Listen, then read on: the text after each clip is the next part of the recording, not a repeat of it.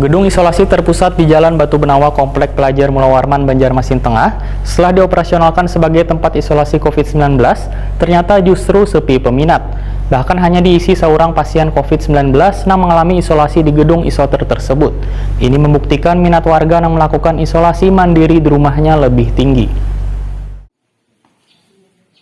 Gedung isolasi terpusat Balai Besar Pendidikan dan Pelatihan Kesejahteraan Sosial Banjarmasin Jalan Batu Benawa Komplek Pelajar Mula Warman, Banjarmasin Tengah setelah dioperasionalkan sekitar sepekan sebagai tempat isolasi COVID-19 ternyata justru sepi peminat. Bahkan hanya diisi seorang pasien COVID-19 yang menjalani isolasi di gedung isoter tersebut. Ini membuktikan minat warga yang melakukan isolasi mandiri di rumahnya lebih tinggi. Demikian diperintahkan PLT Kepala BPBD Banjarmasin Edi Wibowo, Takuni Prima TV jelang tengah hari Selasa, 7 September 2021. Menurut Edi Wibowo, gedung isoter ini diperuntukkan bagi warga yang sedang melakukan isolasi mandiri karena terpapar COVID-19.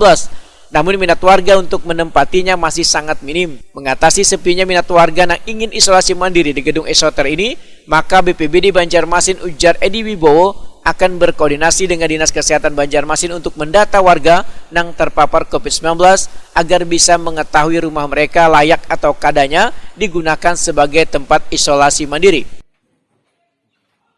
Terkait dengan pelaksanaan dari fungsi sosial balai sosial, informasi yang kita dapatkan yang isolasi mandiri kan ada sekitar 200-an informasinya kan.